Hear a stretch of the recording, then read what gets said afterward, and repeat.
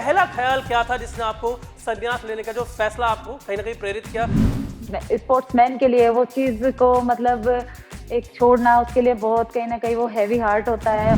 कहीं ना कहीं इंजरीज वगैरह ये सब भी बहुत सारी साथ में ऐसी थी कि सोचने का मौका काफी पहले भी था बट गिव अप नहीं किया था। सफर की शुरुआत कैसे हुई थी एक हॉकी प्लेयर बनने की? उस टाइम पे ये था कि एक टाइम खाना खाया दूसरी टाइम मिलेगा कि नहीं मिलेगा, वो टाइम था उस टाइम पे। सबसे पहली बार जब वो इंडियन जर्सी पहनी, जब पहला मैच खेलने उतरी, क्या था मन में, क्या चल रहा था? उस टाइम ये सोच लिया था कि अगर ये जर्सी पहनी है तो इसके लिए, इस कंट्री के लिए, इस जर्सी के लिए तो हमें कुछ करना चाहिए।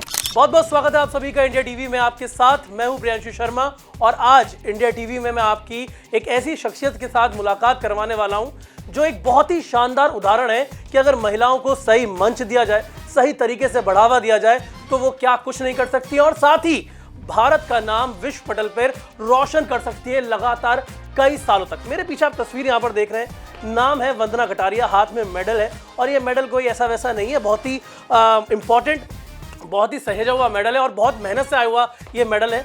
चलिए आज आप लोगों की मुलाकात कराता हूँ वंदना कटारिया, जो कि एक भारतीय महिला हॉकी टीम की खिलाड़ी रह चुकी हैं और रह चुकी हैं, मुझे इसलिए लगाना पड़ रहा है क्योंकि आज ही उन्होंने यहाँ पे संन्यास का ऐलान किया है। वंदना कटारिया जी, आपका बहुत बहुत स्वागत है इंडिया टीवी पे। Thank you so much. Thank you ma'am, मैं आपके बारे में आपसे बातचीत शुरू करूंगा, लेकिन मैं आज आपके रिकॉर्ड्स के बारे में पढ़ रहा था और जो आपका सफ़र रहा है 15 साल का करियर, मैं अपने दर्शकों को बताना चाहूँगा यहाँ पे कि वंदना मैम ने आज ही संन्यास का ऐलान किया है, सोशल मीडिया के जरिए उन्होंने ऐलान किया। लेकिन एक बात बोली है उन्होंने जो बाकी खेलों के खिलाड़ियों को भी सीखने की ज़रूरत है कि बिल्कुल टॉप पे जब आप होते ना, तब अगर आप खेल को अलविदा कहते हैं तो आपकी रिस्पेक्ट, आपकी जो इज्जत होती है वो बहुत ज़्यादा होती है। मैं रिकॉर्ड्स के ऊपर भी आऊँगा, आपके सफ़र के ऊपर भी आऊँगा मैम, लेकिन सबसे पहले मेरा सवाल ये कि पहला ख्याल क्या था जिसने आपको संन्यास लेने का जो फैसला आपको कहीं ना कहीं प्रेरित किया कि चलिए thank you very much, international में बहुत कुछ हो गया, अब आगे देखते हैं। क्या वो पहली फीलिंग क्या थी?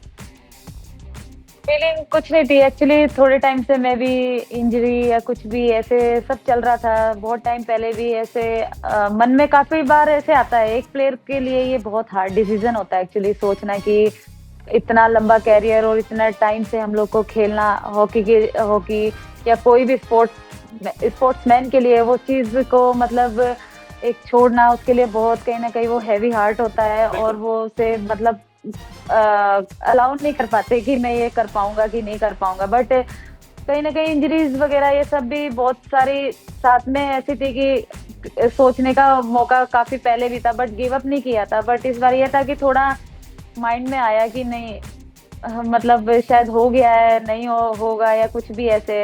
ये नहीं है कि मैं फिट नहीं हूँ या मैं खेल नहीं सकती हूँ, वैसा कुछ नहीं है, बस थोड़ा इमोशनली ज्यादा हो गई और ये सोच लिया कि आज ये टीम को छोड़ना है या कुछ भी, तो एकदम से डिसीजन ले लिया। मैंने कुछ सोचा नहीं है एक्चुअली, तो इसलिए माइंड में आ गया कि जाना चाहिए क्योंकि प्लेयर हैं, अभी खेल सकते हैं काफी और टीम इंडिया के लिए रेडी हो सकते हैं। एग्जैक्टली जैसे आपने कहा ना कि मन में एक बार विचार आया और फैसला ले लिया। दिग्गज खिलाड़ियों की यही पहचान होती है कि जब उन्हें लगता है कि यार ये सही समय है अलविदा कहने का, वो एक बार भी दोबारा सोचते नहीं है, वो अलविदा कह देते हैं। लेकिन जो मैंने शुरुआत में कहा था रिकॉर्ड्स के बारे में, 2000 अगर आप देखें 13 से आपके सफ़र की शुरुआत होती है और उससे पहले आपने डेब्यू किया था साल 2009 में और अगर आप लगातार देखें तो आपने ओलंपिक्स भी खेला। आपके जो मैं मेडल्स की बात करूँ, एशियन गेम्स में 2018 में जकार्ता में सिल्वर मेडल, ब्रॉन्ज मेडल 2014 में, 2022 में ब्रॉन्ज मेडल, कॉमनवेल्थ गेम्स में आपका मेडल है ब्रॉन्ज, एशिया कप में 3 बार आपके पास 2 ब्रॉन्ज और 1 गोल्ड मेडल है।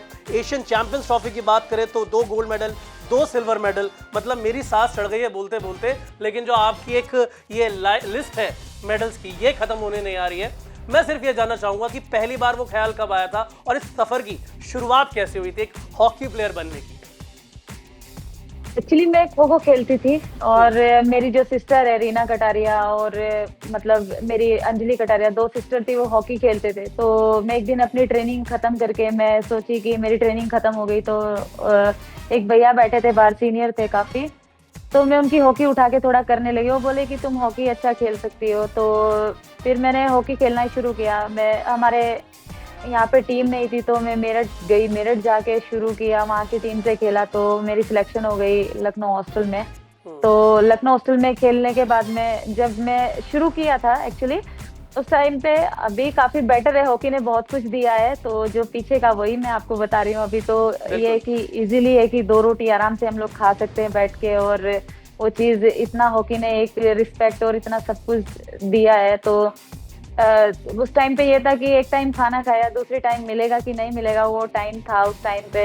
तो जब हॉस्टल गए तो वहाँ पे डाइट, खाना और हॉकी, सब चीजें, किट वगैरह मिलना, शूज मिलना, तो वो सब चीजें हो गई। तो सोचा कि अभी तो ट्रेनिंग ही करना है, तो वहां से स्टार्ट किया अपना कैरियर। और जो वहाँ पे पूनम लता राज लखनऊ हॉस्टल में और कोच थे मेरे, और विष्णु प्रकाश शर्मा, ये लोग कोच थे।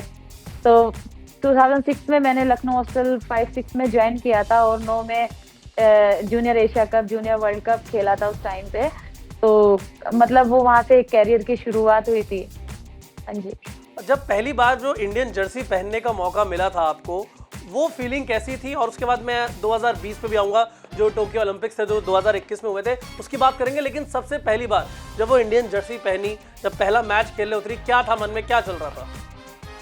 क्योंकि इतना लंबा सफर, जैसा आपने बताया कि एक समय की रोटी का था, खाने का था, लेकिन दूसरे समय के खाने का पता नहीं था। तो काफी ज्यादा संघर्षों से भरा हुआ आपका सफर रहा यहाँ पे।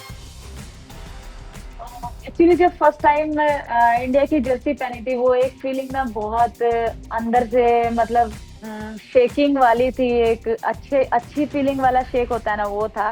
तो यही सोचा था कि यार आज मतलब कंट्री के लिए खेल रहे, और मतलब खेलने को मिल रहा है। तो ये नहीं पता था कि कहाँ तक खेलना है, उतना तो नहीं पता था, बट हाँ उस टाइम ये सोच लिया था कि अगर ये जर्सी पहनी है तो इसके लिए, इस कंट्री के लिए, इस जर्सी के लिए तो हमें कुछ करना चाहिए। पर धीरे धीरे कैरियर मतलब बढ़ता गया, खेलते गए तो वो एक्सपीरियंस काफी अच्छा गया। और वही हमने उसके बाद जूनियर वर्ल्ड कप खेला 2013 में, जिसमें पहली बार हम लोग का ब्रॉन्ज मेडल आया था, जर्मनी में खेला था हम लोगों ने। तो टीम का एक साथ होके रहना और खेलना, कहीं ना कहीं हम लोग को मेडल हो या हम लोग कहीं से कुछ भी लेकर आ सकते हैं। तो मैं आपको 2025 से 2021 की तरफ लेके जाना चाहूंगा, क्योंकि टोक्यो ओलंपिक्स एक ऐसा ओलंपिक्स जो पर्सनल लेवल पे आपके लिए बहुत ही शानदार रहा, बहुत ही अच्छा रहा। क्योंकि मैं अपने दर्शकों को यहाँ पर बताना चाहूंगा कि पहली भारतीय महिला खिलाड़ी और इकलौती भारतीय महिला खिलाड़ी हैं जिन्होंने एक मैच में हॉकी के हैट्रिक यानी कि 3 गोल्स यहाँ पर किए हों। लेकिन लास्ट में आते आते वो जो मेडल से हम लोग चुक गए, कहाँ कमी रह गई थी और क्या माहौल था पूरे कैंपेन में, और जब हम हारे उस वक्त क्या माहौल था, क्या चीज़ें चल रही थी? प्रधानमंत्री नरेंद्र मोदी का भी आपके पास कॉल आया था। मैं उस थोड़ा उस सफ़र और उस कैंपेन के बारे में जानना चाहूँगा टीम के अंदर जाके। एक्चुअली उस टाइम पे जैसे कि आपको पता है कि हमारा कोरोना का टाइम चल रहा था उस टाइम पे, और कभी भी टीम मतलब क्वारंटाइन हो जाती थी। एक पॉजिटिव आया तो सब क्वारंटाइन हो जाते थे, और उसके बाद में फिर अंदर रूम के अंदर ट्रेनिंग करना, और मतलब थोड़ा बाहर निकल के ट्रेनिंग करना, एक दूसरे से मिल भी नहीं पाते थे, वीडियो कॉल में बात होती थी, बट रूम के अंदर सब लोग अपनी अपनी ट्रेनिंग करते थे। तो जब हम लोग खेले थे, हम लोग का जो ब्रॉन्ज मेडल का मैच था इंग्लैंड के साथ में, वो हम लोग वहाँ पे हम लोगों का मेडल लेना जरूरी था, बट हम लोग जब हारे तो कहीं ना कहीं हम लोगों ने हॉकी बहुत अच्छी खेली थी। पूरे हिंदुस्तान का एक हॉकी से बहुत दिल जीता था कि हम लोग मतलब मेडल नहीं ले पाए, बट शायद हम लोगों के दिल को छुआ हम लोगों ने, वो कि वो लोग उस चीज को फील कर पाए कि ये लोग मेडल लेके आ सकते थे। ये मेडल था हमारा। भले आप मेडल तो से हमारे लिए भी एक जी भूलना तो मुश्किल था, बट उस चीज से बहुत कुछ हम लोगों ने सीखा है उसके बाद में। अभी की मतलब उस सीख के हम लोग बहुत, अभी कोई भी टीम है हम लोग अभी मतलब रेडी है हर चीज के लिए। वो तो भारतीय हॉकी पूरी तरह से तैयार है अब बड़े मुकाबलों के लिए और बड़े मंच पे। लेकिन जैसा आपने कहा कि माहौल पूरा जीतने के लिए था, आपको मैं एक चीज़ बोलना चाहूँगा, क्योंकि एज अ व्यूअर मैंने वो पूरा ओलंपिक्स देखा था। कहीं ना कहीं आपने बहुत ज़्यादा सिर्फ महिलाओं को नहीं, सभी जो खिलाड़ी हैं, जो फैंस हैं, उनको प्रेरित यहाँ पर किया था। आपने शुरुआत में एक बात बोली वंदना जी कि हॉकी काफ़ी ज़्यादा बदल गई है, पिछले 15 साल में हॉकी काफ़ी बदली है। अगर आप देखें मेंटली भी, गेम वाइज भी, पेस काफ़ी तेज़ हो गई है। आप इस बदलाव को किस तरह से देख रहे हैं? तीनों तरीके में अगर आप देखें, फाइनेंशियली भी, फिजिकली भी और मेंटली भी, और जो नए खिलाड़ी अब आ रहे हैं उनको आप क्या समझाना चाहेंगी और कैसे? क्योंकि कई बार मैंने देखा है कि क्रिकेट की तरफ खिलाड़ी बहुत जल्दी भागते हैं, चाहे बॉयज़ हो या गर्ल्स हो, लेकिन हॉकी की तरफ आने में थोड़ा सा उनकी हिचकिचाहट रहती है। तो हिचकिचाहट को आप कैसे दूर करेंगी? As a mentor, as a idol कैसे दूर करना चाहेंगी? क्योंकि जब अभी के जो यंगस्टर है ना वो काफी मतलब अपने आप में एक इतना अच्छा प्लेटफॉर्म है अभी, जैसे कि HIL शुरू होना एक वुमेन्स टीम के लिए काफी अच्छा एक डिसीजन है कि वुमेन्स टीम के लिए वो शुरू हुआ, तो उसमें वर्ल्ड बेस्ट प्लेयरों के साथ खेलने का मौका मिला और खुद को शो करने का, स्पेशली कि कैंप के अंदर जितने प्लेयर रहते हैं और कैंप के जितने बाहर प्लेयर हैं वो अपने आप को शो कर सकते हैं। और जब हम लोग कैंप में जाते हैं तो वो कहीं ना कहीं एक कॉन्फिडेंस लेके जाते हैं। जब हमारा सेल्फ कॉन्फिडेंस और मेंटल सही रहता है तो हम लोग टीम को ऑटोमेटिकली ऊपर लेके जाते हैं। तो मुझे ऐसा लगता है कि जो भी प्लेयर हैं वो अच्छे प्लेयर आए हैं और उन्हें पता है कि अपने मेंटल हेल्थ को कैसे सही रखना है, अपने आप को फिट कैसे रखना है, और सब चीजें बोलने की जरूरत नहीं है। अभी इतना पता है कि अगर हमें एक हाई परफॉर्मेंस और एक अच्छे लेवल की हॉकी खेलनी है तो हमें अपने आप को फिट रखना ही पड़ेगा और हमें खेलना ही पड़ेगा, उसमें कोई चॉइस हम नहीं कर सकते हैं। तो वही है कि हमें हर दिन एक चीज, चाहे मन हो नहीं हो, एक प्लेयर का वही होता है कि सोचता है कि मैं थक गया हूँ, मतलब मन नहीं हो रहा है, बट वो आवाज आती है, पर अंदर से हमें वो वही आवाज आनी चाहिए, नहीं मैं ये कर लूंगा, ये मेरे लिए इजी है, ये मैं कर सकता हूँ। तो टीम को वो कहीं ना कहीं एक पॉजिटिव एनर्जी और एक हाई लेवल का लेवल पे अपने आप लेकर जाती है। तो मेरा यही मानना है कि आने वाले टाइम में जो वुमेन्स हॉकी है वो बहुत शाइन करेगी, मुझे ऐसा लगता है। बिल्कुल शाइन करेगी और आप HIL में खेलते हुए तो हमें यहाँ पर नजर आएंगी। मैं एक चीज़ जानना चाहूँगा क्योंकि हर फैन के मन में ये सवाल रह गया कि ये मलाल रह गया कि 2024 की अगर हम बात करें पेरिस ओलंपिक, कहाँ कमी रह गई, क्या चीज़ें बदली जिसकी वजह से हम लोग चूक गए पेरिस ओलंपिक में जगह बनाने से? आपकी क्या राय है इसमें? मेरी यही है कि हाँ, बहुत इवन जैसे हम लोग खेलते हैं साथ में, जो टीम रहती है, कैंप रहते हैं, वो हमें पता होता है कि हमने हर एक चीज के लिए ट्रेनिंग की है, चाहे वो प्रेशर में मान लीजिए या फिर हम लोग का मेंटल हेल्थ के लिए मान लीजिए, फिटनेस पे मान लीजिए, सब चीज पे हम ट्रेनिंग करके गए। तो अगर आपने देखा होगा जो जर्मनी के साथ मैच था तो वो काफी क्लोज था, शूट आउट पे हार गए हम लोग। अगर वही हम लोग जीते होते तो शायद हम लोग क्वालिफाई कर लेते। तो मुझे लगता है कहीं ना कहीं वो थोड़ा बेसिक रह गया या फिर कुछ थोड़ा लक भी मान सकते हैं उस चीज को कि उस टाइम पे वो लोग क्वालिफाई नहीं किए, और मतलब क्वालिफाई हो जाते तो काफी इस बार मेडल भी आ जाता था आराम से।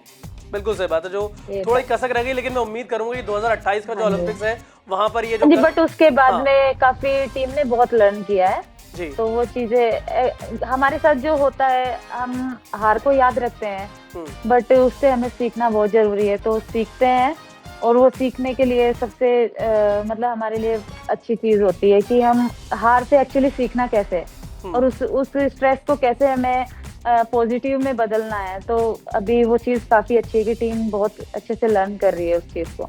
बिल्कुल सही बात है। आखिरी 2-3 सवाल है वंदना जी, और मैं ये रैपिड फायर में फटाफट आपका जवाब जानना चाहूंगा। सबसे पहले कि अभी की टीम में जो आपने तो रिटायरमेंट का ऐलान यहाँ पे किया है, वैसे आपकी जगह बढ़ना बहुत मुश्किल काम है, लेकिन कौन सा वो खिलाड़ी नजर आ रहा है जो आपकी जगह पर खेलता हुआ हमें आगे के सालों में नजर आएगा? कौन है वो खिलाड़ी? मुझे लगता है दीपिका, बलजीत, ऋतुजा, मुमताज, काफी प्लेयर्स ऐसे हैं कि जो नए प्लेयर अभी यंगस्टर टीम में आए हैं। तो संगीता, ब्यूटी, काफी प्लेयर्स हैं ऐसे जो नजर आएंगे। किसी को बोल नहीं सकते कि ये बहुत अच्छा है, सब एक जैसे हैं और एक अच्छा खेलते हैं सारे। अच्छा, आखिरी मेरा सवाल है कि जैसे अभी आप HIL में खेलते हुए नजर आएंगे, लेकिन उसके बाद अगर कभी आपको मौका मिलता है इंडियन टीम की कोचिंग करने का, जैसे हमने श्रीजेश को देखा अंडर 19 की टीम की वो कोचिंग कर रहे हैं मेंस की अगर हम बात करें, तो अगर वंदना कटारिया के सामने ये प्रपोजल कभी आएगा तो क्या आप उसको एक्सेप्ट करेंगे और एक नई पौध को तैयार करेंगी? मैं रेडी हूँ हर एक चीज स्पेशली वुमेन्स हॉकी के लिए करने के लिए कि उनको मैं जितना है कि अपनी तरफ से मैं बेनिफिट दे सकूँ, मैं रेडी हूँ और हेल्प के लिए already.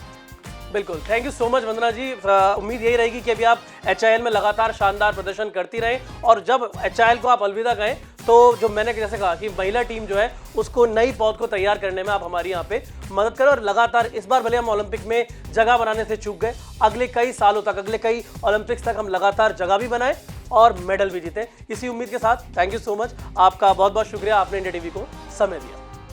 Thank you so much. Thank you. Cricket की हर बड़ी खबर, हर बड़े अपडेट और लाइव डिस्कशन के लिए जुड़िए मेरे साथ सिर्फ India TV cricket YouTube channel पर।